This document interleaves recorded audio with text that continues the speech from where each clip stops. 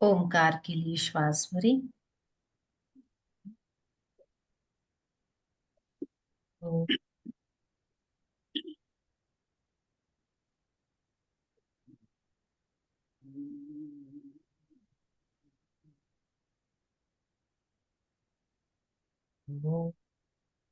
ओ, ओ,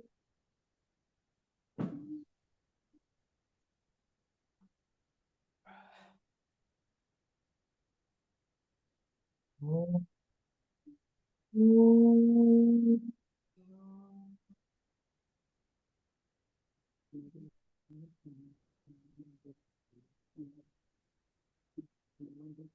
गुरुर्ब्रह्मा गुरुर्विष्णुः गुरुर्देवो महेश्वरः गुरुः साक्षात् परं ब्रह्म तस्मै श्री गुरुवे नमः।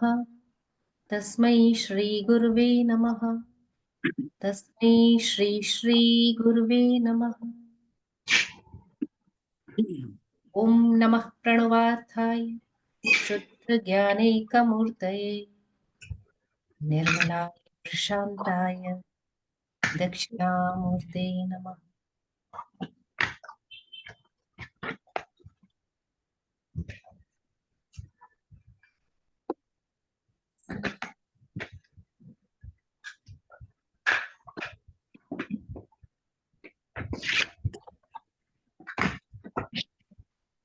जय गुरुदेव। मॉर्निंग, कैसे सब आप लोग? अकेले अकेले ऐसे योग वशिष्ठ सुनते जाइए और हम ना सुन पाए, ऐसे कैसे हो सकता है? तो क्या सुन रहे थे जयश्री दीदी? जो आज पूजा चैंट करेंगे ना दीदी, पहले पहले गुरु पूजा करते हैं। हरि ओम गुरुभ्यो सदा शिव समार शंकराचार्यम्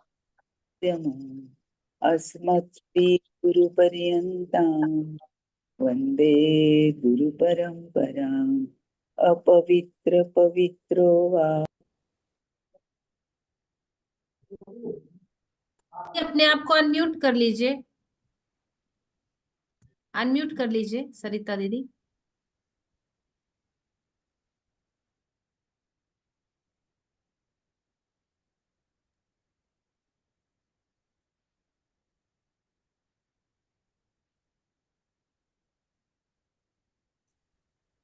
सदाशिवसमारम्भां शङ्कराचार्यमध्यमम् अस्मत्श्रीगुरुपर्यन्तां वन्दे गुरुपरम्परा अपवित्र पवित्रो वा सर्वावस्थां गतोऽपि वा यस्मरेत् पुण्डरीकाक्षं सभायाभ्यन्तरशुचिः आवाहनम् नारायणं पद्मभवं वसिष्ठं शक्तिं च तत्पुत्रपराशरं च व्यासं शुकं गौडपदं महान्तं गोविन्दयोगेन्द्रमथास्य शिष्यम् श्रीशङ्कराचार्यमतास्य पद्मपादं च हस्तामलकं च शिष्यम् तं त्रोटकं वार्तिककारमन्यान् अस्मद्गुरुं सन्ततमानतोऽस्मि श्रुतिस्मृतिपुराणानाम् आलयं करुणालयं नमामि भगवत्पादं शङ्करं लोकशङ्करं शङ्करं शङ्कराचार्यं केशवं बादरायणं सूत्रभाष्यकृतो वन्दे भगवन्तो पुनः पुनः यद्वारे निखिला निलिम्पपरिषत् सिद्धिं विदत्ते निशम् श्रीमत्श्रीलसितं जगद्गुरुपदं नत्वात्मतृप्तिं गता लोकाज्ञानपयोदपाटनदुरं श्रीशङ्करं शर्मदम् ब्रह्मानंद सरस्वतीं गुरुवरं ध्यायामि ज्योतिर्मयम् आवाहनं समर्पयामि श्री गुरुचरण कमलेभ्यो नमः। आसनं समर्पयामि श्री गुरुचरण कमलेभ्यो नमः। स्नानं समर्पयामि श्री गुरुचरण कमलेभ्यो नमः। वस्त्रं समर्पयामि श्री गुरुचरण कमलेभ्यो नमः। चन्दनं समर्पयामि श्री गुरुचरण कमलेभ्यो नमः। अक्षतां समर्पयामि श्री गुरुचरण कमलेभ्यो नमः। पुष्पं समर्पयामि श्री गुरुचरण कमलेभ्यो नमः। धूपं समर्पयामि श्री गुरुचरण कमलेभ्यो नमः। दीपं समर्पयामि श्री गुरुचरण कमलेभ्यो नमः। आचमनीयं समर्पयामि श्री गुरुचरण कमलेभ्यो नमः। नैवेद्यं समर्पयामि श्री गुरुचरण कमलेभ्यो नमः।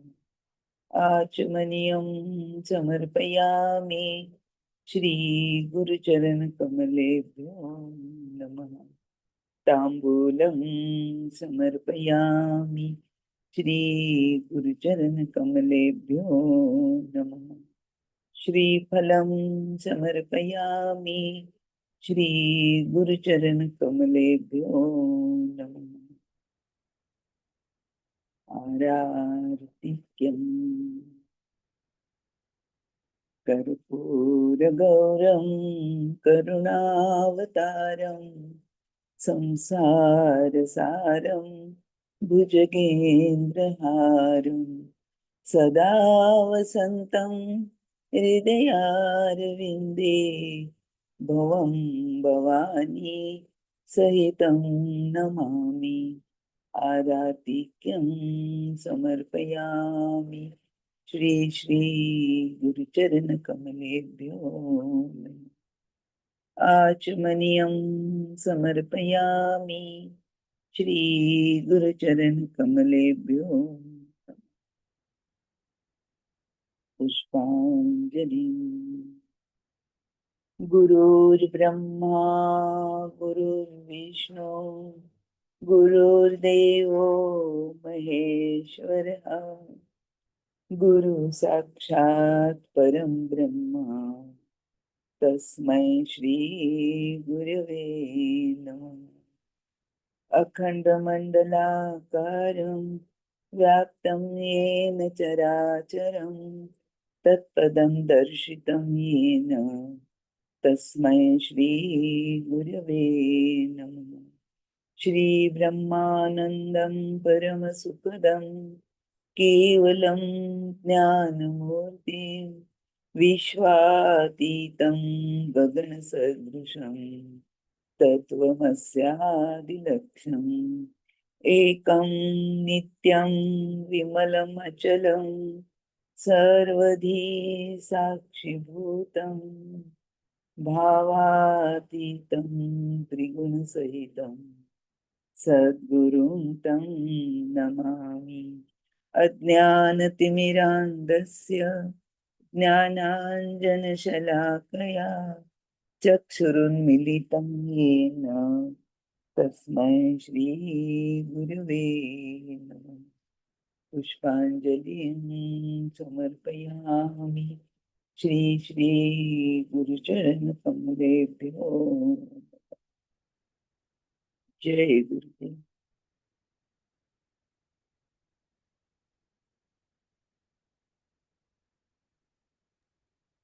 जय गुरुदेव। जय श्री दीदी, प्लीज शेयर।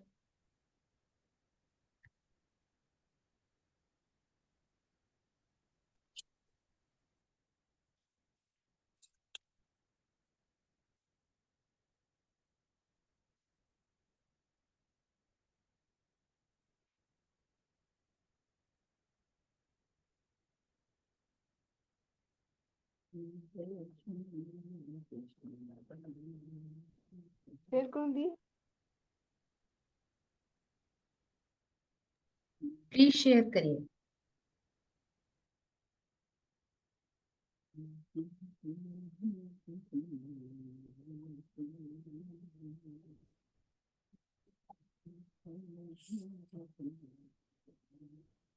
योग वशिष्ठ के अगले एपिसोड में आप सबका स्वागत है।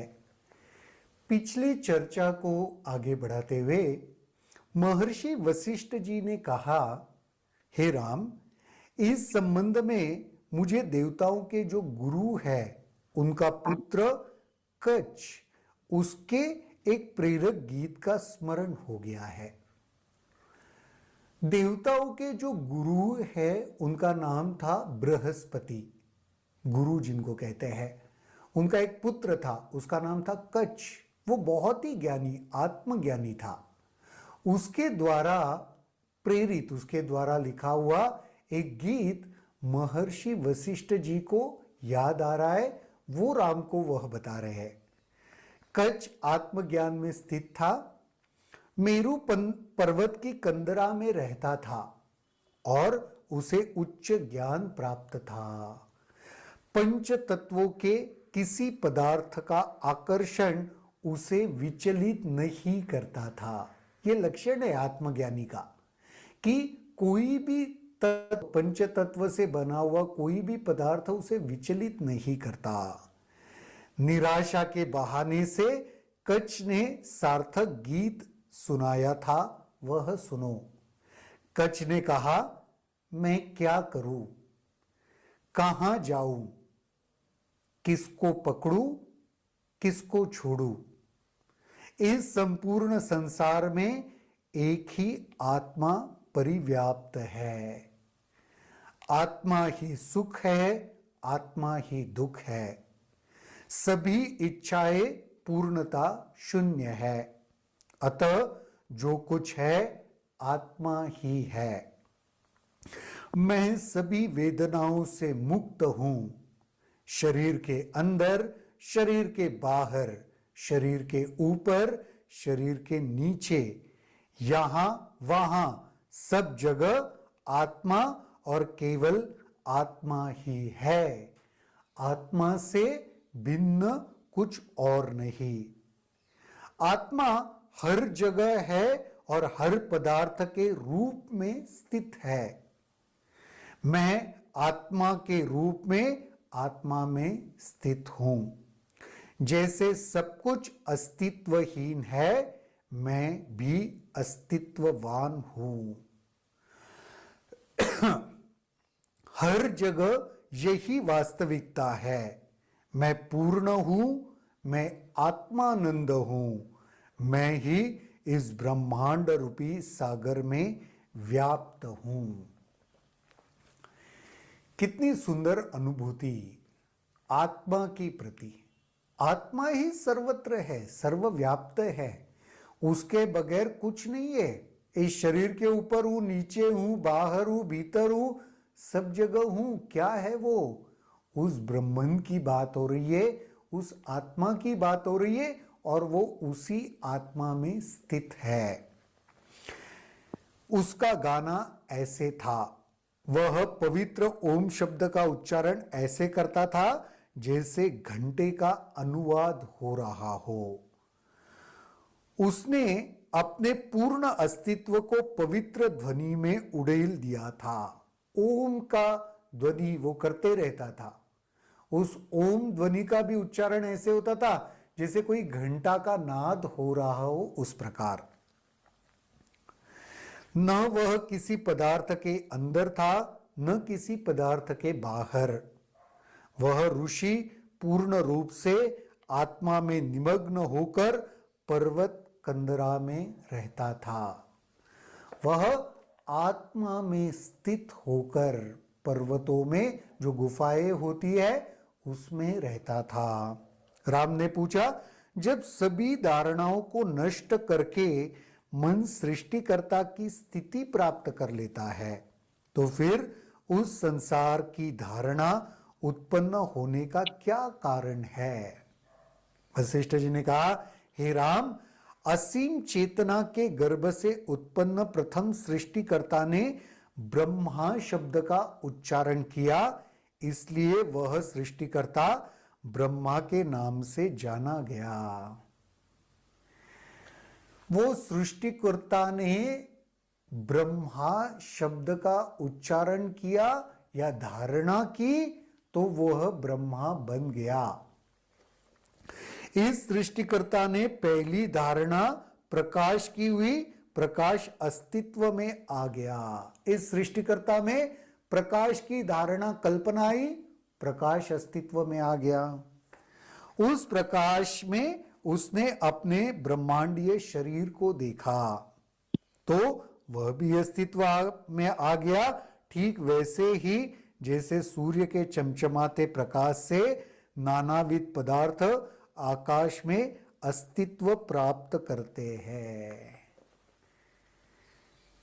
सूरज के प्रकाश में कभी आपने देखा है ऐसे धूली कण जैसे ऐसे कुछ तो भी ऐसे चमचमाता हुआ दिखाई देता है? आसमान में कभी देखना आप, ऊपर ऐसे दिखता है कुछ ऐसे चमचमाता है, क्या महसूस होता है ऐसे? तो उसी प्रकार यह ब्रह्मांड अस्तित्व में आया। उसके अनंत स्फुल्लिंगों के रूप में उस प्रकाश का चिंतन किया। इन सभी स्फुल्लिंगों ने नानाविध पदार्थों का रूप ले लिया। सब मन में चल रहा है, जैसे मन में धारणा उत्पन्न हो रही है वो सब अस्तित्व में आ रहा है। हमारे जीवन का भी यही रहस्य है। जो जो धारणा के स्तर पे उत्पन्न होता है उसके ऊपर हम गौर करते हैं, वह सारी चीजें आहिस्ते आहिस्ते जीवन में अस्तित्व में आने लगती है। जो कुछ इस ब्रह्मा ने आरंभ में उत्पन्न किया वह आज भी दिखाई देता है।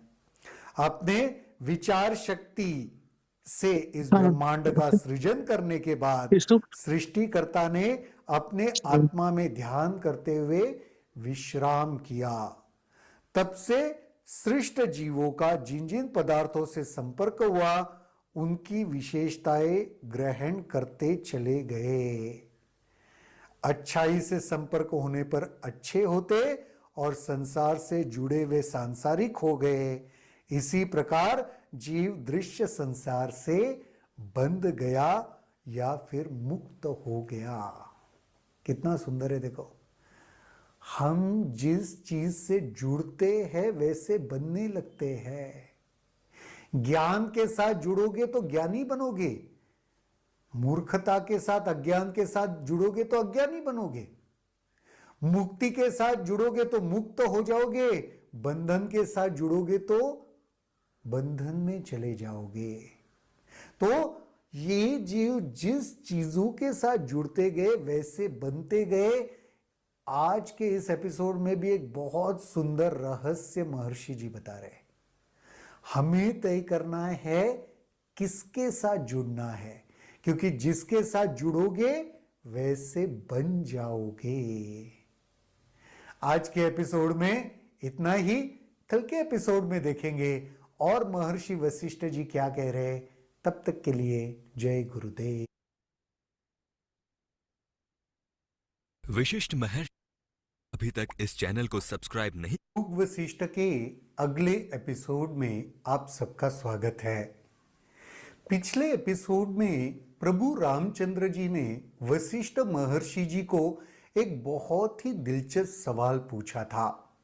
उन्होंने कहा था, जब सभी धारणाएं नष्ट करने के बाद मन सृष्टिकर्ता की स्थिति प्राप्त कर लेता है तो फिर उसमें संसार की धारणा उत्पन्न होने का क्या कारण है।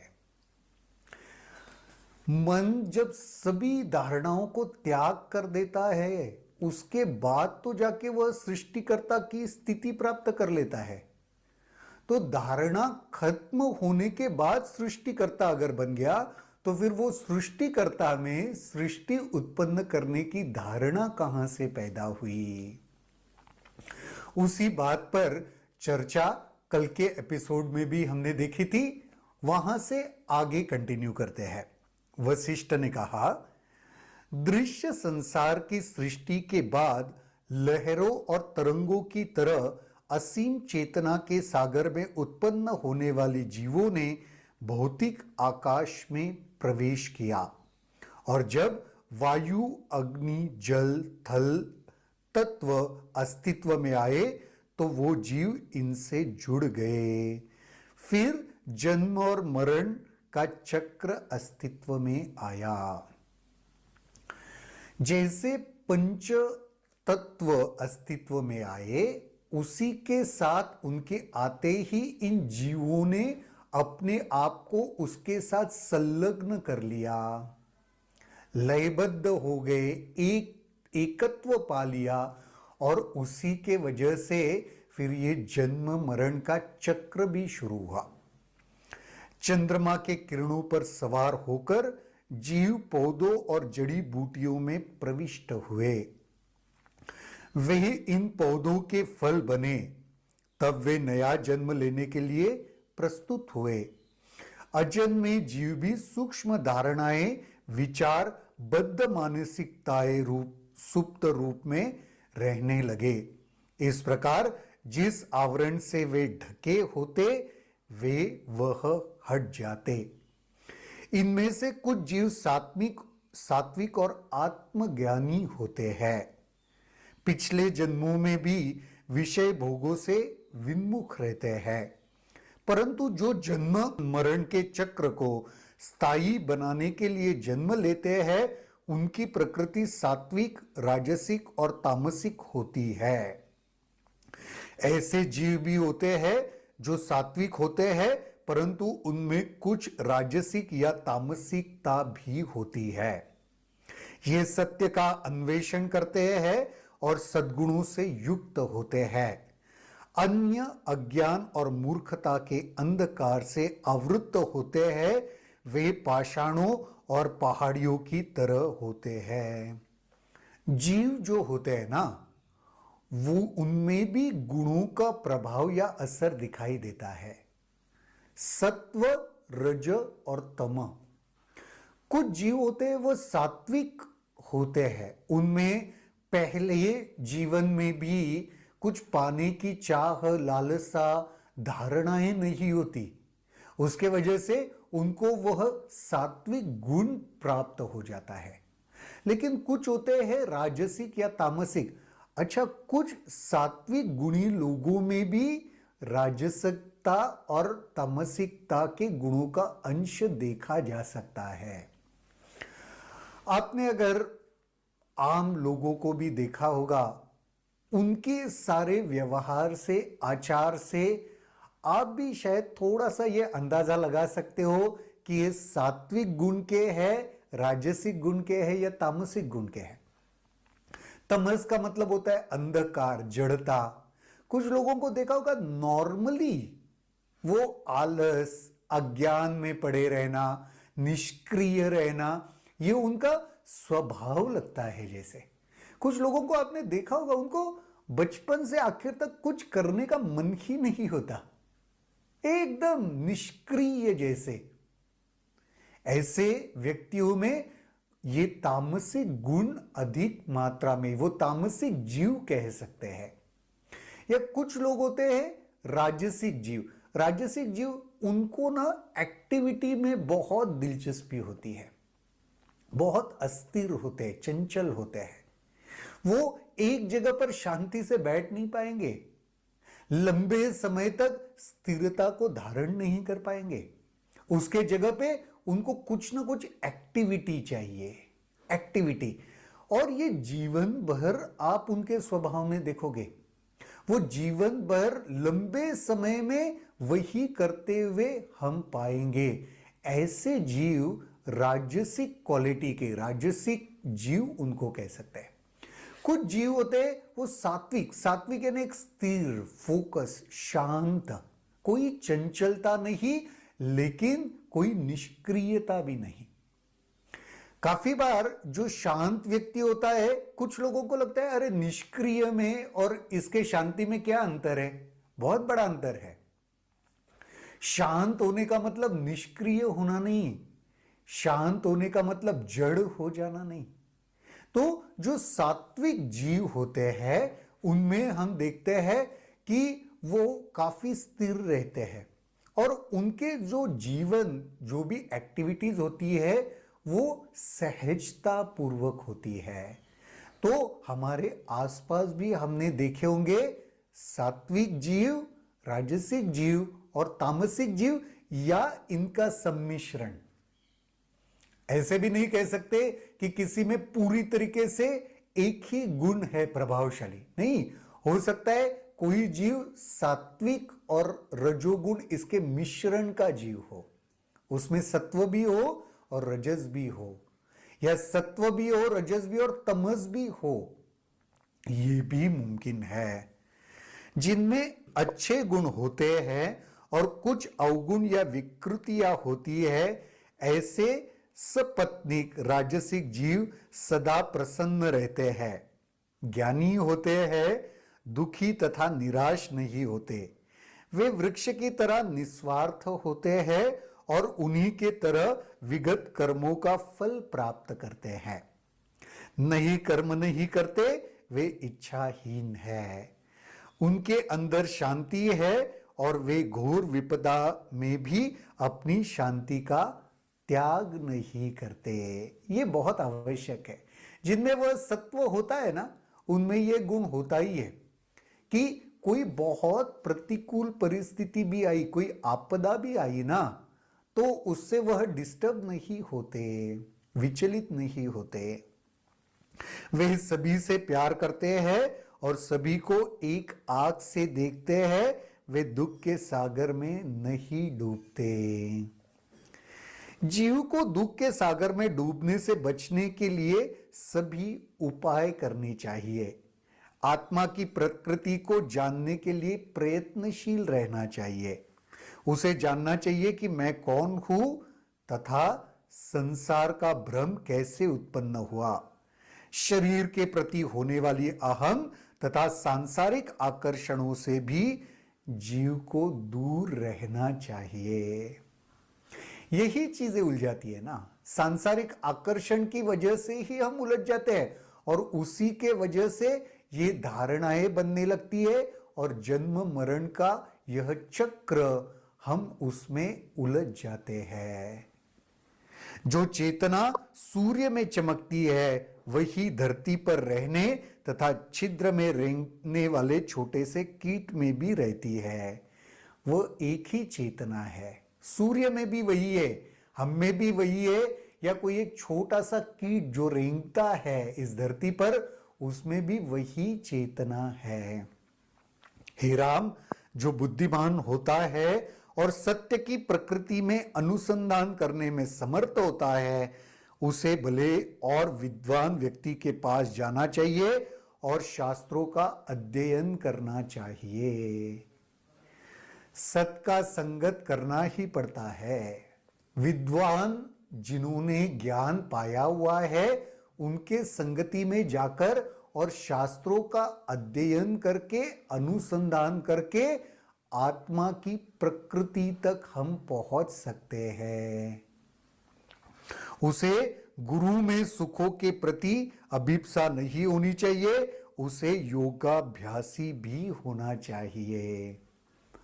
योग के बगैर, योग का मतलब ही वो जुड़ना है ना, शरीर, मन, चित्त, आत्मा, अहंकार, इस सब के साथ लयबद्ध हो जाना, एक हो जाना योग कहलाता है।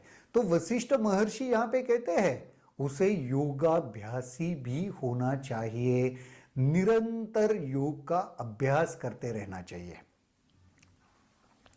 तभी वह परम पद को प्राप्त कर सकता है। पवित्र आत्माओं अर्थात संतों, महात्माओं के अनुकरण करने पर ही परम स्थिति को प्राप्त किया जा सकता है। संत महात्माओं के संग में रहना ही पड़ेगा। दो चीजें, एक तो वो आपको प्रभावित करते हैं, आप जिसके संग में रहते हो आपने देखा होगा उसका असर हमारे मन पर, हमारे जीवन पर काफी अच्छा होता है। तो संतों के संगत में रहने से क्या, एक तो प्रभाव रहेगा, उनका जीवन देखकर उनका जीवन के प्रति का समझ देखकर हम भी प्रेरित हो जाते हैं। इसलिए साधु संतों के संग में रहना अनादिकाल से ये कहा गया है कि उनका दर्शन करना, उनके पास बैठना, सत्संग में जाना, ये सारा क्यों कहा गया है? इसी कारण से उनके सानिध्य में ही उस परम तत्व का अनुभव हो सकता है, या वह परम तत्व को अनुभव कैसे करना है उसकी दिशा मिल सकती है। हे राम, जो व्यक्ति तुम्हारी तरह बुद्धिमान हो, उत्तम स्वभाव का हो, समदर्शी हो और अच्छाई देखने वाला हो, वही उस ज्ञान का अधिकारी है। जो सात्विक पुरुष है ना, वही ज्ञान का अधिकारी है। तमस में रहने वाला, रजस में रहने वाला, शायद उसको ज्ञान में दिलचस्पी भी नहीं आएगी, और उसे ज्ञान देंगे तो समझ भी नहीं पाएगा, या हो सकता है गलत इस्तेमाल कर दे उस ज्ञान का। इसलिए जो सात्विक गुणों से भरा हुआ है वही सच में ज्ञान का अधिकारी भी है, जिसका उल्लेख मैंने ऊपर किया है।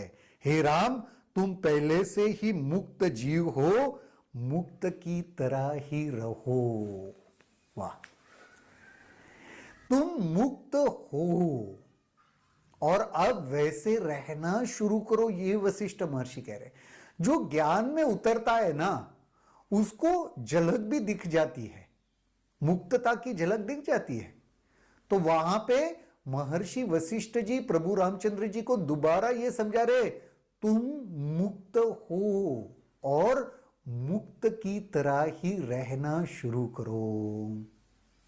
इस एपिसोड में इतना ही। अगले एपिसोड में देखते हैं वशिष्ठ महर्षि प्रभु रामचंद्र जी को और क्या कहते हैं। तब तक के लिए जय गुरुदेव।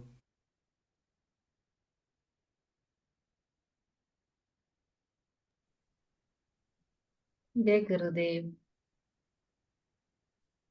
कहिए कुछ।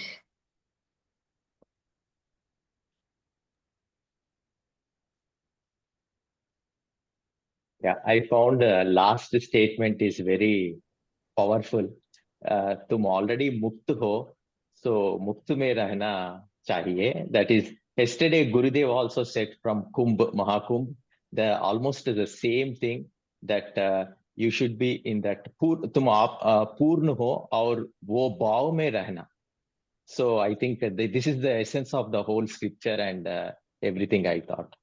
So the same thing is repeating today. So we are already mukta, but we should realize that we are that and start living like that. Beautiful. संसार को स्वीकार कीजिए और सत्य के अनुसंधान में सतत लगे रहिए, क्योंकि सत्य जो है वो ऑलरेडी प्रूवन है, आपके अनुभव में आ ही जाएगा।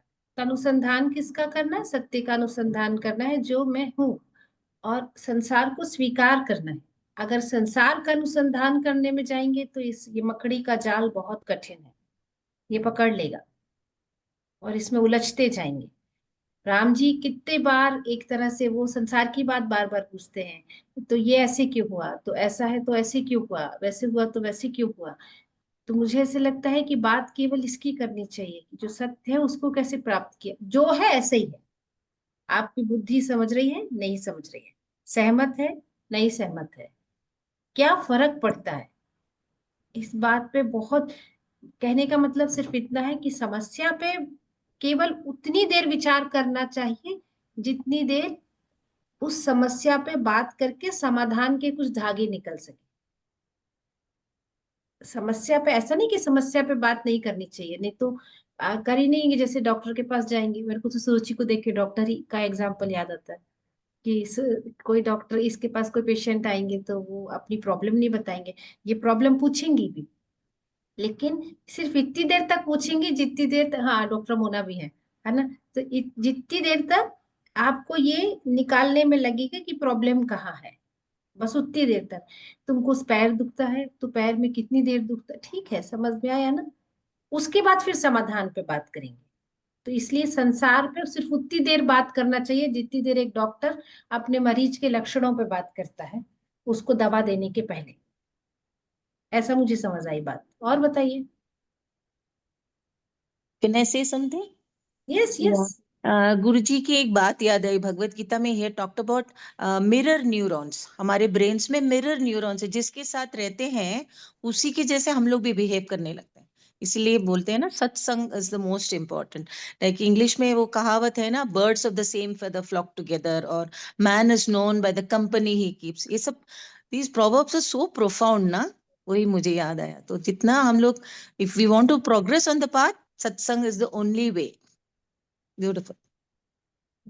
वह एक और भी है, मेरा फेवरेट। संगत से गुण उपजे, संगत से गुण जाए, लोहा लगा जहाज में पानी में उतराए। सो इसका ये मतलब, तो आप अपना, गुरुदेव ने इस पे बात की थी कि अगर कोई लोग बहुत दुखी है ना, 4 तरह के लोग होते हैं गुरु। कुछ लोग अगर बहुत जो दुखी, फ्रस्ट्रेट और परेशान है ना, उनसे मित्रता मत करो, सिर्फ उनसे करुणा करो, उनके प्रति करुणा करो। हम क्या करते हैं, जो दुखी लोग होते हैं ना, उनके पास जाके फ्रेंडशिप करने लग रहे हैं, ये तो बहुत दुखी है, फिर उससे दोस्ती करके इसके जीवन का उद्धार करेंगे। उसका उद्धार होगा कि नहीं होगा पता नहीं, आपका जरूर मुश्किल में आ जाएंगे आप। क्यों? क्योंकि वो सेम बात, आपको वो आप दुख के तरफ आपका आकर्षण हो रहा है, दुख की बातें, आपको दुख की बातें ही पकड़ में आएंगी। जो लोग सद्गुणों में लगे हुए हैं, आपके उनसे मित्रता कीजिए, जो अच्छे है ना। और जो लोग गलत कामों में लगे हुए हैं, उनको एजुकेट एंड इग्नोर। अगर उल्टी हो गई। वो टेंशन में है।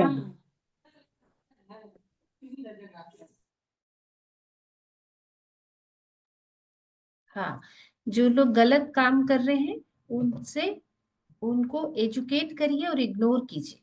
आप अब सिर्फ एजुकेट स्लाइट, ऐसा ठीक नहीं है, ऐसे कर लीजिए और फिर इग्नोर करिए, नहीं तो आप फिर मुश्किल में पड़ जाएंगे। और जो लोग अच्छे काम कर रहे हैं, उनकी प्रशंसा कीजिए, मुक्त हृदय से प्रशंसा कीजिए कि वो बहुत अच्छा कर रहे हैं, है ना। तो आपके अंदर वो सब वृद्धि होने लगेगी। अच्छा, लेकिन संसार में जब रहेंगे ना, तो आपको बहुत तरह के लोगों के साथ संपर्क तो करना ही पड़ेगा। तो पहली बात, आपकी साधना जितनी स्ट्रांग रहेगी, तो आप सहज उनसे प्रभावित नहीं होगे। और मान लीजिए कभी कुछ ऐसी परिस्थितियों में आपको करना ही पड़े, ऐसे व्यक्ति के साथ समय गुजारना ही पड़े, तो जल्दी से लौट के, जैसे ही समय मिलता है, अपना सहज कर लीजिए। जब भी कभी ऐसी कोई सिचुएशन या कुछ होती है ना, उसके बाद में सहज कर ले कि अच्छा ये हुआ था। इसके पहले कि वो उसके कॉन्सेप्ट्स, उसके पूर्वाग्रह मेरे बुद्धि पे, मेरे अस्तित्व पे प्रभावी हो, उसके पहले ही मैं उसको झाड़ के फेंक देती। ये बात पकड़ में आई ना? तो फिर बचे रहेंगे। एक तो क्या, आपकी साधना की शील्ड जो है वो जितनी स्ट्रांग रहेगी, वो वैसे ही आपको कवर अप करेगी, है ना। ये पीपीई किट की तरह है। और अदरवाइज पीपीई किट पहना, इसका ये मतलब नहीं है कि जब उसको उतारेंगे तो दोबारा नहीं नहाएंगे। तो सहज करना ठीक तरीके, पीपीई किट को उतारने के बाद नहाने के जैसा है, तो फिर प्रभावित नहीं होंगे। और बताइए। हे गुरुदेव, जीवन में ऐसे व्यतीत होता है जैसे हम सोचते हैं। हाँ मतलब जीवन में हम जैसे सोचने लगते हैं, वैसे ही जीवन में घटित होने लगता है, और ये जीवन का रहस्य बताया गया था। हाँ, समझ में आ गया ना नूतन? जैसी हाँ। दृष्टि ऐसी सृष्टि। आपके सोचने से ही सब कुछ ने, आपने, जीव ने सोचा और ये संसार का निर्माण हो गया। इस काल्पनिक संसार का निर्माण केवल सोचने मात्र से हो गया। तो फिर ये जो हमने धारणाएं बना के रखी, ऐसा हो रहा, वैसा हो रहा, वैसा हो रहा, ये सब भी हमारे मन ने बनाया है। जितनी जल्दी इन धारणाओं को ड्रॉप कर देंगे, तनाव से मुक्ति हो जाएगी, है ना। धारणाओं के पहले एक और चीज है।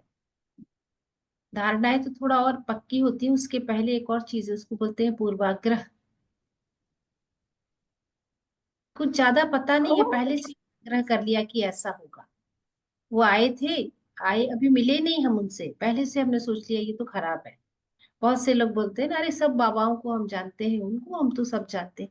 आपने उनका फोटो भी ठीक से नहीं देखा अभी, आपको नाम भी ठीक तरीके से उनका नहीं पता, और आप क्लेम क्या करते हैं, अरे हम तो सब जानते हैं इनके बारे में, लोगों के बारे में भी।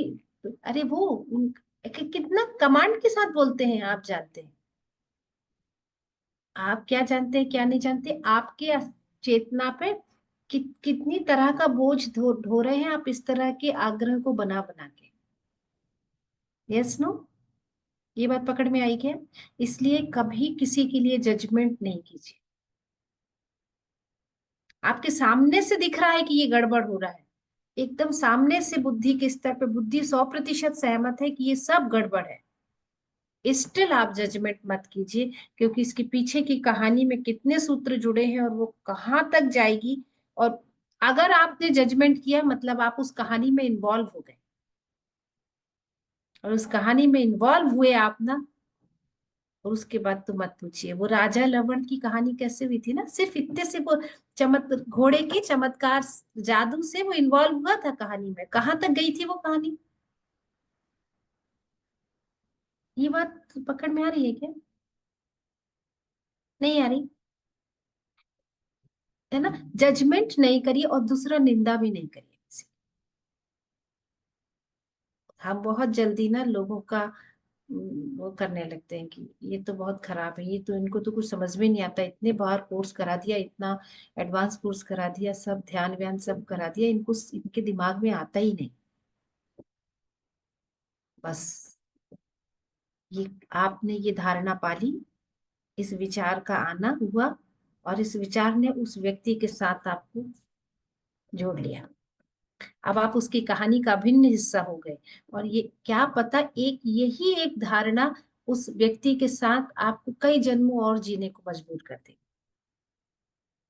ये जंजाल छूटेगा ही। इसलिए किसी के लिए कोई विचार नहीं, जितना एक बहुत ज्यादा विचार बनाने की जरूरत भी नहीं है। बना के कर ही क्या लेंगे? आज तक क्या कर लिया हमने जो आगे कर लेंगे? कुछ नहीं कर सकते, है ना? ये कर देंगे वो कर देंगे, कुछ नहीं करना है, कुछ भी नहीं करना है। यहाँ पे जितना नहीं करने में इन्वॉल्व होंगे उतना अच्छा, उतना विचारों से बचेंगे, उतना धारणाओं से बचेंगे, और उतना सत्य के अनुसंधान में मदद मिलेगी। कितना भी गहरा, कच्छ की कहानी कच्छ के बारे में एक कहानी सुनाते हैं, मुझे मालूम नहीं ये कहानी आगे योग वशिष्ठ में है कि नहीं, ज्योतिष में जरूर है। बृहस टाइम है क्या? हाँ, इसमें बोले ना, वो जो कच्छ थे वो एक गीत गा रहे थे, उनको किसी तरीके का कोई भी आकर्षण बांध नहीं पाया था। बृहस्पति जो है, देवगुरु बृहस्पति के पुत्र हैं कच्छ। और पता, जो सचमुच में ज्ञानी होता है ना, वो जानता है, उसको पता होता है कि कहाँ से ज्ञान मिलेगा। तो बृहस्पति जैसा ज्ञाता कोई नहीं, बट स्टिल बृहस्पति जो थे उन्होंने है, मतलब उन्होंने अपने पुत्र कच्छ को शिक्षा के लिए देवगुरु शुक्राचार्य के पास भेजा था। मालूम है? शुक्राचार्य जो है दानवों के गुरु। तो कच्छ उनके पास गए पढ़ने, और बहुत तीक्ष्ण, बृहस्पति के पुत्र थे तो तीक्ष्ण बुद्धि, बहुत पढ़ने में होशियार। तो उस सब तरह का ये किया। तो जो देवगुरु शुक्राचार्य की जो बेटी है देवयानी, उनका वो कच्छ के प्रेम में पड़ गई। फिर लेकिन कच्छ तो फोकस्ड थे, कच्छ के प्रेम में पड़ गई कौन? देवयानी। देवयानी ने कच्छ को संसार की तरफ खींच, लेकिन फोकस्ड वो किसके थे? वो संसार के अनुसंधान में नहीं थे, सत्य के अनुसंधान में, है ना? फिर उसके बाद उन्होंने बहुत सारी नॉलेज, जो सीक्रेट नॉलेज है, जो शुक्राचार्य जी ने कच्छ को दिया। तो अब देवताओं में, दानवों में बहुत ये आने लगा, क्या भय, कि अगर देव बृहस्पति के पुत्र को ही ये शुक्राचार्य सब कुछ सिखा देंगे तो फिर हमारी तो मुश्किल हो जाएगी, है ना? लेकिन गुरु जो होता है ना, शुक्राचार्य जैसे गुरु ने, इसलिए ज्योतिष में ध्यान और साधना को शुक्र ग्रह से देखा जाता है ना? जो गुरु, अगर तुम शिष्य के रूप में मेरे पास बैठे हो तो मैं तुम और अगर योग्य हो तो मैं तुम्हें सर्वोत्तम दूंगा। तो शुक्राचार्य जानते थे संजीवनी विद्या। संजीवनी विद्या एक ऐसी टेक्निक थी कि आप किसी को भी जिंदा कर सकते, मरे हुए को भी जिंदा कर सकते। तो इससे डर के सारे राक्षसों ने कच्छ को जंगल में मार के फेंक दिया। लेकिन शुक्राचार्य तो संजीवनी विद्या जानते थे। वो वापस गए, उन्होंने उसकी बॉडी इकट्ठी की और उसके बाद उसको फिर से जिंदा कर दिया। तो ऐसे बहुत तरीके से उन्होंने कच्छ को मारा, हर बार मारा, और हर बार शुक्राचार्य जी ने कच्छ को जीवित कर दिया, क्योंकि वो टेक्निक जानते थे।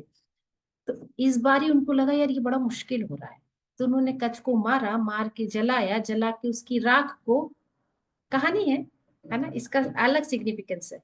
तो राख को शुक्राचार्य को पिला दिया, अब करो जीवित। तो शुक्राचार्य जी ने अपने पेट में कच्छ का जो ऐश था, राख, उसको संजीवनी विद्या, कंप्लीट संजीवनी विद्या सिखा नहीं पाए थे, थोड़ा सा पार्ट बचा था। वो जो थोड़ा सा पार्ट उन्होंने उसको, उसकी राख को सिखाया और उससे बोला कि अब तुम खुद को संजीवनी विद्या का यूज करके जिंदा कर लो। तो उन्होंने कहा गुरुदेव अगर मैं ऐसा करता हूं तो मैं आपके पेट के अंदर हूं, तो फिर तो आप को वो मुश्किल होगी। लेकिन पर ये बात शुक्राचार्य जानते थे ना, देवयानी कच्छ को प्रेम करती है और वो अपनी बेटी से बहुत प्यार करते थे। वो चाहते थे कि इसको, जो हर माँ बाप का ये एक बड़ा सॉफ्ट कॉर्नर होता है ना, ये माता पिता बच्चों के मोह से निकलना थोड़ा कठिन होता है। तो बृहस्पति, देवगुरु बृहस्पति मोह में थे पुत्र के, तभी तो एक्स्ट्रा ऑर्डिनरी नॉलेज के लिए शुक्राचार्य के पास भेजा। इधर शुक्राचार्य अपनी बेटी के मोह में थे, तो वो चाहते थे कि कच्छ जो है सारा नॉलेज लेके मेरा दामाद बन जाए। तो उन्होंने सब कुछ दिया और बोला कि तुम पहले खुद को जिंदा कर लो, रिवाइव कर लो, और उसके बाद जब मैं, मुझे वापस से तुम बाहर आके फिर मुझे कर देना, सिंपल। तो कच्छ ने ऐसे किया, वो टेक्निक का यूज करके पेट में जिंदा हुआ, उससे शुक्राचार्य की मौत हो गई और फिर बाहर निकल के उन्होंने शुक्राचार्य को पुनः जीवित कर दिया। लेकिन हैप्पी एंडिंग ये नहीं हुई। उसके बाद वो अपना सीखने के बाद उन्होंने प्रणाम किया और अपना वापस निकल। इस बात से देवयानी और शुक्राचार्य दोनों बहुत दुखी हुए। तो ये जो कच्छ था, संसार आपको ना ज्ञान के लिए किसी संसार का हिस्सा बनना पड़ेगा ना, कुछ भी नॉलेज लेना, सत्य का अनुसंधान करने के लिए संसार में रहना पड़ेगा।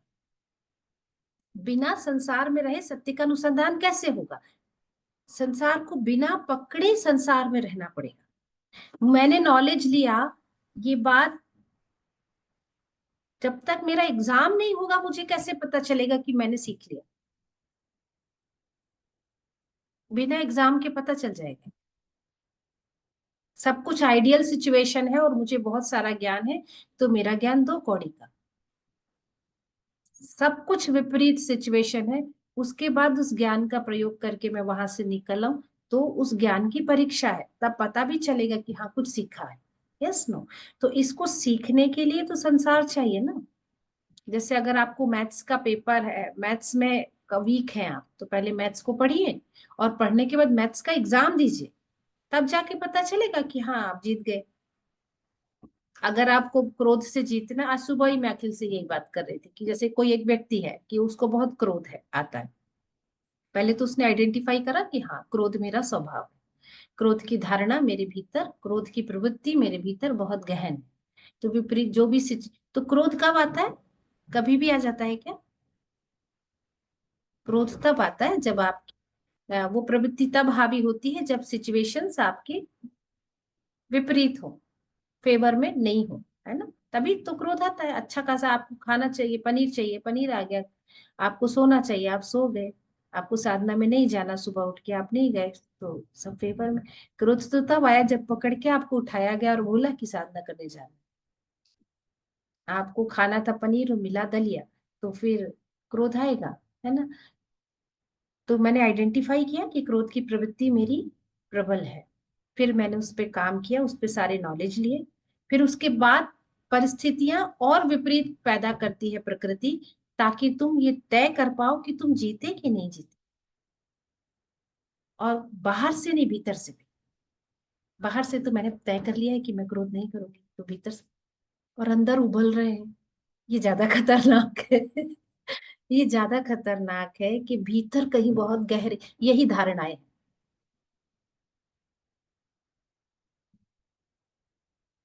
इसलिए ज्ञानी दिखना जरूरी नहीं है, ज्ञानी होना जरूरी है। थोड़ा तेज लग रहा है क्या आजकल? ज्ञानी, क्या फर्क पड़ता है? आप मूर्ख बोलोगे मुझे, मेरे को दुख की बात हुई और मैं जोर जोर से रो ली, तो आप बोलेंगे ज्ञान तो बहुत बताती है यहाँ पे, ज्ञान गंगा में आके, और अभी देखो इस बात पे जोर जोर से रो रही है। वो फिर भी ठीक है, क्योंकि आप अभी संसार का हिस्सा हैं। तो आप अभी इस वक्त अस्तित्व के सातों स्तर में आप जी रहे हैं। तो मन आपका जीवन का अभिन्न हिस्सा है। इस वक्त जब आप संसार के भीतर हैं तो मन में भावनाएं आएंगी, दुख की स्थिति में रोना सहज है, लेकिन दुख की स्थिति है और मैं तो बहुत ज्ञानी, इसमें क्या रोने की बात है? आपने रोक लिया, आप ब्लॉक में आ गए, आप ब्लॉक कर लिए उस इमोशन को। आप इस इमोशन को, वो इमोशन अगर ब्लॉक्ड रह गया, फिर एक बार गुरुदेव को आना पड़ेगा, फिर कितनी सारी टेक्निक कराना पड़ेगा, कितना एडवांस कोर्स कराना पड़ेगा, क्या नहीं करना पड़ेगा। क्या कुछ करते हैं गुरुदेव हमारे लिए, जानते हैं? ये सब इतनी सारी टूल्स एंड टेक्निक से, जो हमको खुद भी नहीं पड़ा, कहाँ कहाँ हमने क्या क्या इकट्ठा करके रखा है, वो सब निकालते हैं। इसलिए इसलिए इसलिए एडवांस कोर्स कीजिए, इसलिए ध्यान कीजिए, और कोई उपाय नहीं है ना?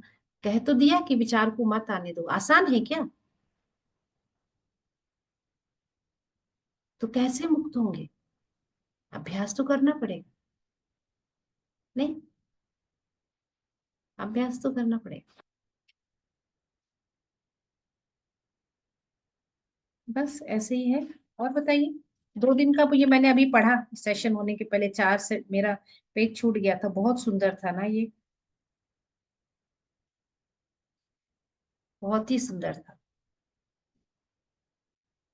लोगों को ना सहज माफ कीजिएगा, इसलिए क्योंकि एक तो ये कि हमको मिला है, उनको पता नहीं मिला कि नहीं मिला, और दूसरा वो लोग बहुत तनाव में हैं क्योंकि उनको अच्छी सी स्पष्टता नहीं है जीवन के बारे में। इसलिए हम सब लोगों की जिम्मेदारी है कि हम लोगों को सहज माफ करें। माफ क्या करें, माफ करने में भी आपका हिस्सा बन रहा है, आप इन्वॉल्व हो रहे हो, आप समदर्शी हो जाइए। कितना सुंदर बोला है राम, तुम्हारे जैसे बुद्धिमान जो हो, जिसका उत्तम स्वभाव हो, जो समदर्शी हो, सबको एक जैसा देखने वाला, और अच्छाई ही देखने वाला हो, अच्छाई ही देखने वाला, वही उस ज्ञान का अधिकारी।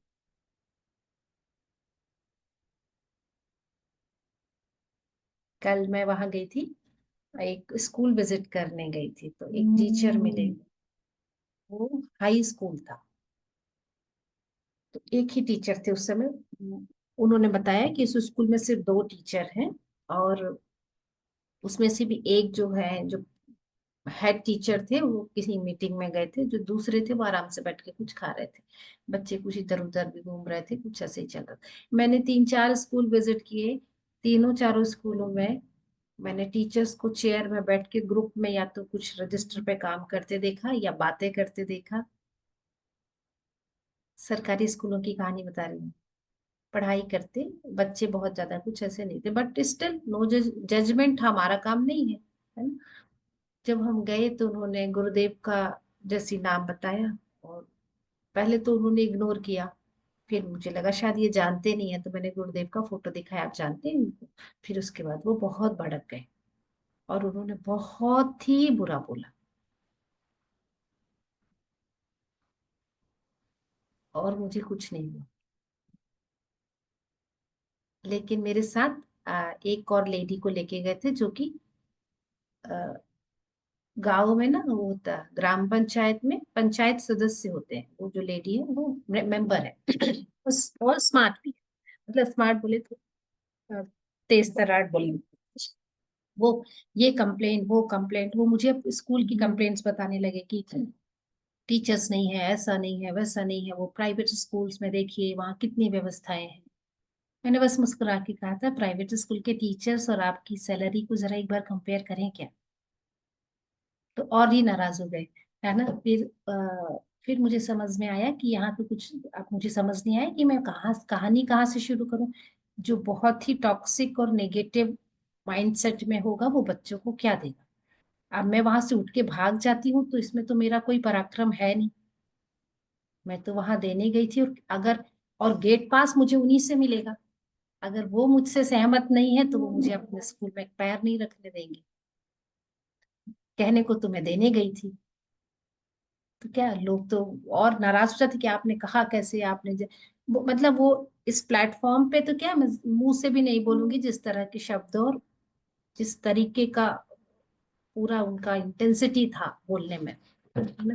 फिर जब वो उधर अ, फिर वो जो प्रतिभा जी मेरे साथ गई थी वो टेक्निकल पॉलिटिकल बातें करने लगी कि ऐसी क्यों नहीं किया, यहाँ रिपोर्ट क्यों नहीं की, वहां एप्लीकेशन क्यों नहीं दी, तमाम बातें। और मैं उसको देख, क्योंकि आंख भी नहीं बंद कर सकती, हाथ भी नहीं जोड़ सकती, तो मैं उनको देख के बस ना ब्लेस करने लगी। गुरुदेव प्लीज इस सोल को ब्लेस करो, ये कितना इनका ये है, कितना इनको तनाव है। और जो भी उधर वो मुझे पलटे, 5 मिनट तक प्रतिभा जी ने उनसे बात की, फिर वो इधर पलटी तो ना कुछ सुनने की स्थिति में आए। फिर फिर तो गुरुदेव ने जो बोला वो कमाल बोला। मुझे भी लगा गुरुजी क्या, ये भी बोलने वाली बात थी, इस वक्त ये बोलना था। जब आप नहीं रहते हो ना तो गुरुजी बस रहते हैं। आप अपने आप को जब हटा लेते हो ना, मैं हूं का भाव उठा, मैं ठीक करूंगी, जब मैं ये दिन मैं इस प्रॉब्लम को ठीक करूंगी, तो मामला उतना आसान नहीं होता। मैं वैसे भी हटा के ही रखती हूँ। उस वक्त तो मैंने कहा यू हैंडल, यहाँ से भागना है, यहाँ रहना है, यहाँ बात करना है या नहीं करना है, जवाब देना है, क्या करना है नहीं पता, आप देख लो क्या बात। उसके बाद जो बात हुई, हाँ तो ठीक है ये तो फिर फिर लेकिन फाइनली ये कि ठीक है अगर मैं बात करता हूँ लेकिन आप इस मतलब इनका नाम नहीं लेंगी यहाँ पे, इस उनका मैं मुंह से भी नहीं बोलना चाहती किस तरह से उन्होंने बोला। मैंने कहा हाँ हाँ बिल्कुल नहीं लेंगे, हम तो इनको जानते ही नहीं, आप तो मुझे देखेंगे यहाँ पे। बात सब बंद हो गई। अभी मैं वेट कर रही हूँ उनके फोन का, आज नहीं तो कल वापस से कॉल बैक करूंगी। लौट के आई तो मन में थोड़ा सा ये नहीं था कि मैंने वहां ये क्यों बोला। ये तो क्लियर था कि मुझे वहां पे किसी भी तरीके से गुरुदेव का उपस्थिति कराना ही है, वहां बच्चों के बीच में मुझे जाना ही है। अगर मैं उस व्यक्ति के साथ झगड़ा करती और अपनी आइडियोलॉजी की बात करती तो क्या मैं उस क्षण भर में उस व्यक्ति को बदल पाती? नहीं। बट ये जो मैंने कह दिया ना कि कोई बात नहीं, तो मैं तो इनको जानती ही नहीं, और आप सिर्फ मुझे वहां देखिए, ये मुझे ही देखेंगे, मैं श्रुति चतुर्वेदी हूँ और मैं ही यहाँ पे कोर्स लूंगी, मैं ही सिखाऊंगी, ऐसे करके। तो मन में आया कि मैंने ये ठीक किया क्या? तो व्यवहार के हिसाब से ठीक है क्या? तो स्वामी जी को फोन लगाया। स्वामी ओमकारानंद जी मेरे बड़े अच्छे दोस्त हैं, इन सब मामलों में जहाँ एक्सट्रीम में जाके फंसते हैं तो बात करते हैं। स्वामी जी का तुरंत फोन आया। मैंने कहा ऐसे ऐसे करके आई हूँ, ठीक किया क्या? हाँ एकदम ठीक किया बोलते हैं। और उनका जो एक सेंटेंस था वो कमाल था। उसने कहा हमारे गुरुदेव को नाम या शक्ल से कोई पहचाने, से उनके काम से वो जाने जाते हैं। जब वहां जाके हम कोर्स कराएंगे और वो व्यक्ति भी उस कोर्स में बैठा होगा और वो बच्चों को बदलते देखेगा तो, है ना। जब वो गुलाब जामुन हम उनके नहीं, कुछ मन पे मैंने कुछ बात की तो वो बोलते हैं कि अ, मैंने इस पे किताब पढ़ रखी है। तो मैंने कहा हाँ हाँ आपने जरूर से गुलाब जामुन बनाने की बहुत सारी रेसिपीज देखी होंगी किताबों में, मैंने खाया है। दो एक सेंटेंस, तब वो थोड़ा अलर्ट हुआ। वो थोड़े अलर्ट हुए कि हाँ। मैंने कहा मैंने तो खाया है, मैं तो किताबों को जानती नहीं, मुझे पढ़ना वढ़ना ज्यादा आता है, मैंने खाया है, इसलिए मैं आपको कहना चाहती हूँ कि ये सबको खाना चाहिए, बड़ा मीठा और अच्छा होता है। तो ऐसे सब लोग ना बहुत सारी धारणाएं उस उन व्यक्ति का, उनका किस तरह से परवरिश हुआ, किस तरह से उनको ज्ञान मिला, क्यों इस वजह से वो इतने नाराज थे, उनकी व्यक्तिगत जीवन में क्या है, कितना तनाव है, क्यों है इस तरह से, उन्होंने एक नए व्यक्ति के साथ एकदम से कोई इस तरह से व्यवहार नहीं करता। दूसरा कारण, अगर आप बहुत ज्यादा नेगेटिव हैं और एकदम बहुत ही पॉजिटिव एनर्जी आपकी तरफ आती है तो एकदम रिपल्शन वैसे फील होता है। इतना कंफर्टेबल फील नहीं होता, क्योंकि दोनों जोन अलग अलग है, डेंस जोन है ना। दोनों कारण थे जो नहीं, अदरवाइज इस तरह से जाते ही साथ उनका चेहरा एकदम तमतमा गया। बोलिए, क्या क्या काम है? है ना। तो और एक और आउट वो लर्निंग है इससे, गुरु का ले जाएंगे इस तरह से देव आपकी परीक्षा लेंगे, तुम योग्य हो मेरे, इस तरह से जितना गुरुदेव आपको पढ़ाएंगे उतनी आपकी परीक्षा लेंगे। तो हर बार वो ना इनका एग्जाम तो ना कभी भी हो जाता है, प्रायर नोटिस पे तो करते ही नहीं है। इसलिए बहुत ही अलर्ट और अटेंटिव रहिए, गुरुदेव किसी भी मोड में आपको एग्जाम में डाल देंगे और हर बार पास होना है ना। वापस से उसी उसी क्लास में क्या बैठना। यस। इसलिए सब तरह की धारणाएं छोड़ दीजिए और किसी के लिए कोई विचार मत बनाइए। सबके लिए अगर आप कुछ कर सकते हैं तो प्रेम कीजिए, खूब सारा प्रेम लुटाइए, खूब सारा सबके लिए प्रार्थना करिए और आगे बढ़ जाइए। यहाँ कुछ नहीं सुधारना, आपको पता, कुछ नहीं सुधारना। गलतफहमी मत पालिए ये सुधार देंगे वो सुधार देंगे। कि अगर कुछ स्क्रिप्ट आप चेंज कर सकते हो, टाइमलाइन कुछ चेंज कर सकते हो, तो आप अपनी, ये आपके पास राइट है। आप जिस टाइमलाइन में हो वहां से आप कोई नई टाइमलाइन जाना चाहिए तो आप चॉइस है। अब दूसरे लोगों का नहीं, मैं एक कोर्स करने जाऊंगी और जाके वहां पे सब बदल आऊंगी। हम कितने कोर्सेज कर चुके हैं, हमारे टीचर हमको लगातार फोन करते हैं, लगा बदल गए, इतने ज्यादा बदल गए। बदले हैं ऐसा नहीं बोलेंगे नहीं बदले, अभी भी हो जाता है ना। तो एक दिन में सबका सब कुछ ऐसे कुछ नहीं होगा ना, सबका अपना समय लगेगा और जितना लगना तय है उतना ही लगेगा। हर बीमारी का अपना इलाज होता है ना, टीबी का इलाज है तो 9 महीने चलेगा ही। यस ना। कीमोथेरेपी है तो इतने इतने टाइम इंटरवल पे इतने डोजेस लेना ही पड़ेगा। आप सोचो कि एक एक ही डोज लगा और अभी के अभी सारी ट्यूमर खत्म हो जाए, नहीं होगा यार, है ना। ये और इससे फायदा ये है कि हम मुक्त हो जाएंगे। जय गुरुदेव। हाँ, और बताइए।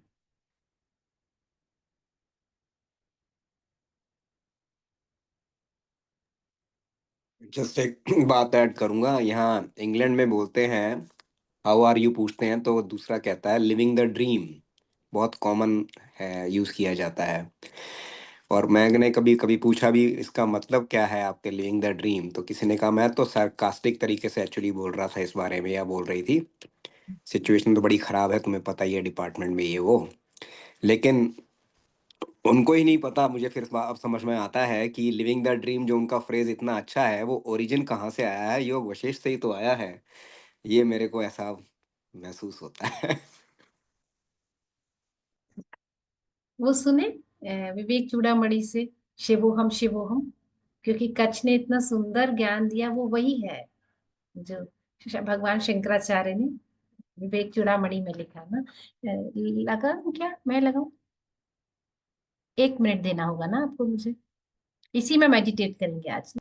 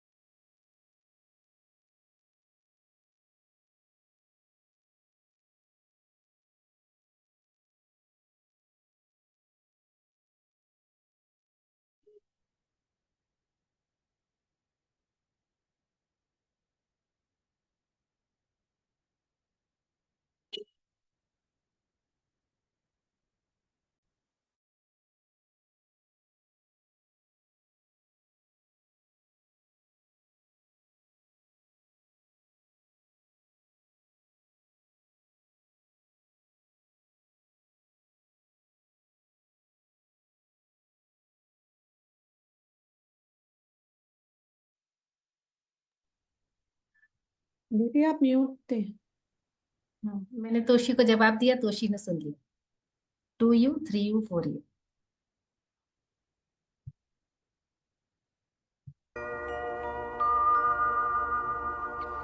शिवोऽहं शिवोऽहं शिव स्वरूपोऽहं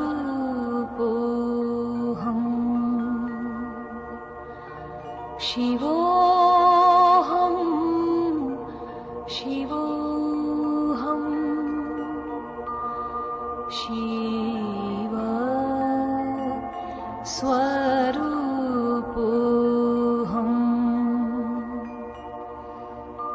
नित्योऽहं शुद्धोऽहं बुद्धोऽहं मुक्तोऽहं नित्योऽहं शुद्धोऽहं बुद्धोऽहं मुक्तोऽहं शिवोऽहं शिवोऽहं शिव स्वरूपोऽहं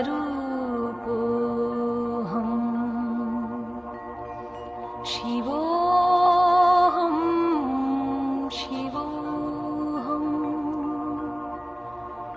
शिव स्वरूपोऽहं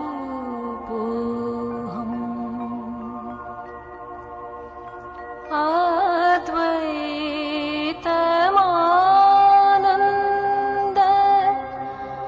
रूपम् अरूपम् अद्वैतमानन्द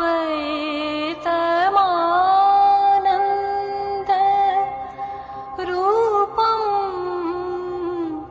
अरूपम्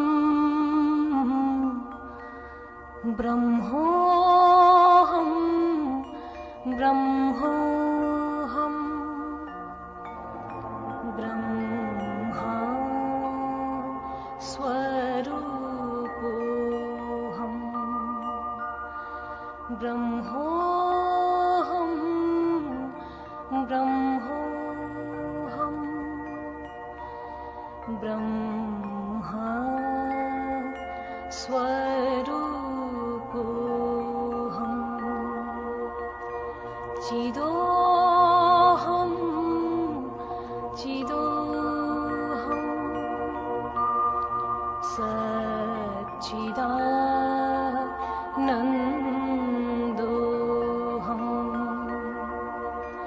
शिवोऽहं शिवोऽहं शिव स्वरूपोऽहम्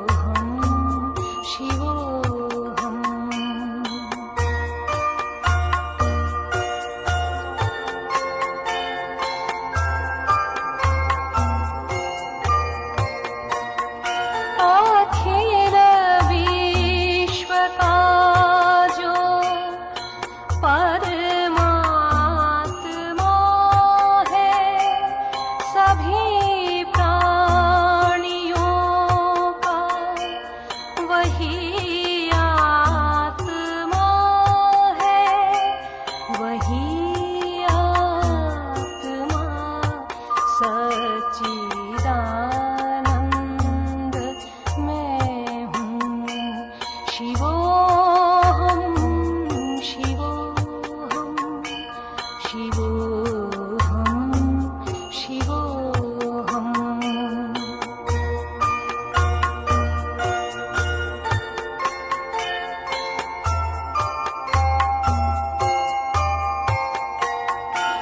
जिसे शास्त्र काटे न अग्नि जलाए, गलाए न पानी, न मृत्यु मिटाए। जिसे शास्त्र काटे न अग्नि जलाए, गलाए न पानी, न मृत्यु मिटाए। वही आत्मा सच्चिदानंद मैं हूँ। शिवोऽहं शिवोऽहं शिवोऽहं शिवोऽहम्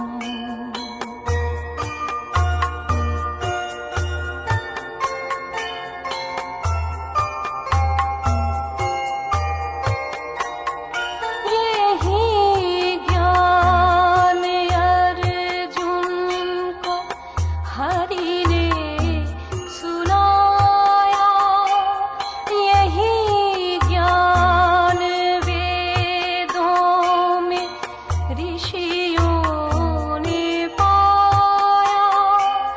वही आत्मा सच्चिदानंद मैं हूँ। शिवोऽहं शिवोऽहं शिवोऽहं शिवोऽहम्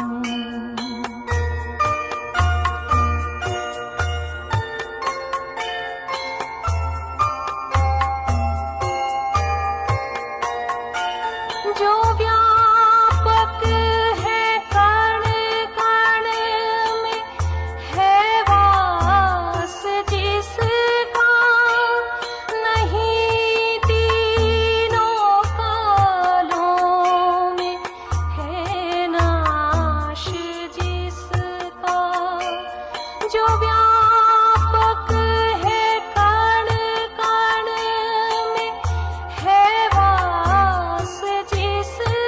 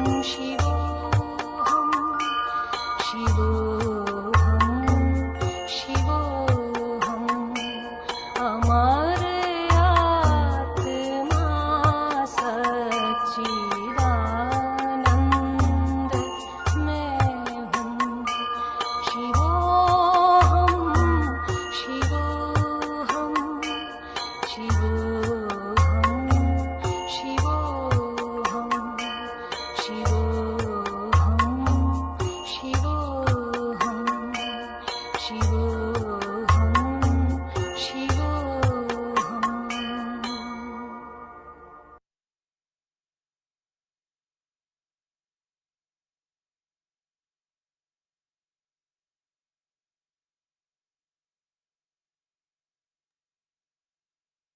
हे गुरुदेव। निर्वाण शतकम कल सुनेंगे, कुछ और ही लग गया था बट सुंदर था। मूल रूप से निर्वाण शतकम कल सुनेंगे। जय गुरुदेव।